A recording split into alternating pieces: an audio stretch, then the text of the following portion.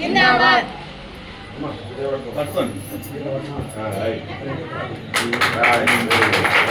भारत माता की जय, भारत की जय, जय श्री राम, जय श्री राम, जय श्री राम, जय श्री राम, जय श्री राम, जय श्री राम, जय श्री राम, जय बीजेपी, जय बीजेपी।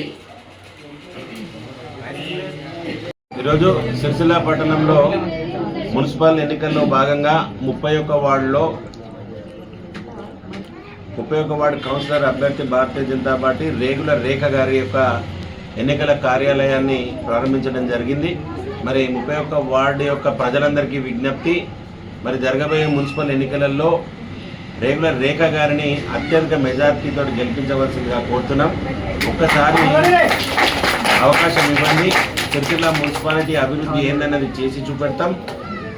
గౌరవనీయులు బండి సంజయ్ కుమార్ గారి నేతృత్వంలోని భారతీయ జనతా పార్టీ కేంద్ర ప్రభుత్వం యొక్క నిధుల ద్వారా సిరిసిల్ల మున్సిపల్ను అభివృద్ధి పథంలో నడిపిస్తున్నామని చెప్పి మీ ద్వారా తెలియజేస్తున్నాం.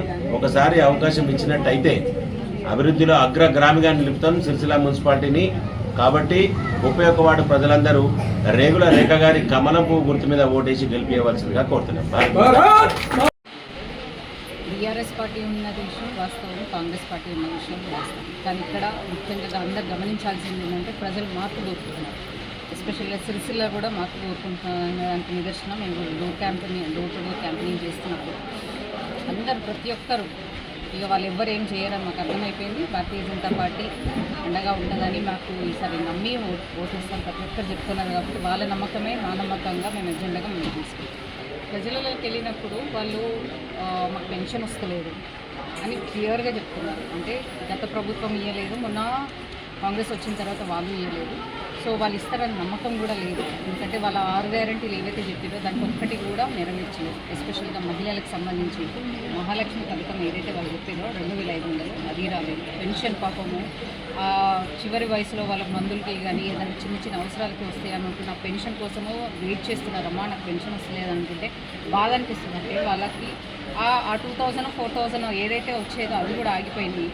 సో ఇవన్నీ అంటే ఆడపిల్లలకి తులం బంగారం ఇస్తా ఉన్నారు. ఇవేవి మహిళలకు సంబంధించి మహిళల ఓటు బ్యాంక్ 50% పైన ఓటు బ్యాంక్ని ఆసరాగా చేసుకొని ఏదైతే వాళ్ళు గెలినెక్కారో అవేవి నెరవేర్చకుండా కాంగ్రెస్ ప్రభుత్వం ఇక్కడ నిమ్మకు నీరెత్తినట్టు కూర్చొని సో వాళ్ళకి బుద్ధి చెప్పడానికి, అలాగే టీఆర్ఎస్కి కూడా బుద్ధి చెప్పడానికి భారతీయ జనతా పార్టీ రాబోతుంది అనడానికి ఇప్పుడు మేము ఇంటింటి ప్రచారం చేసినప్పుడు వాళ్ళ విశేషమైన స్పందన హరీషకి చూస్తుంటే చాలా సంతోషంగా ఉంది.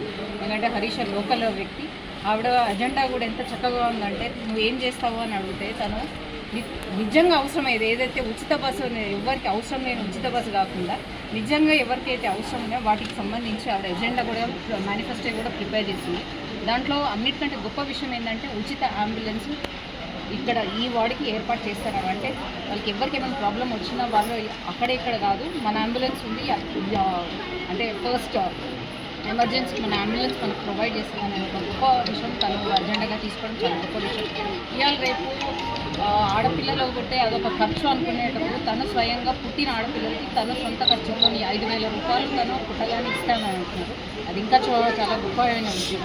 తర్వాత హెల్త్కే కానీ ఎడ్యుకేషన్కి కానీ నిజంగా మనకు అవసరమైంది హెల్త్ అండ్ ఎడ్యుకేషన్, దానికి సంబంధించి జాబ్ మేళాస్ పెడతాను అంటుంది. తర్వాత ఉచిత వైద్య శిబిరం ఏర్పాటు కూడా చేస్తానంటుంది ప్రతి సంవత్సరం.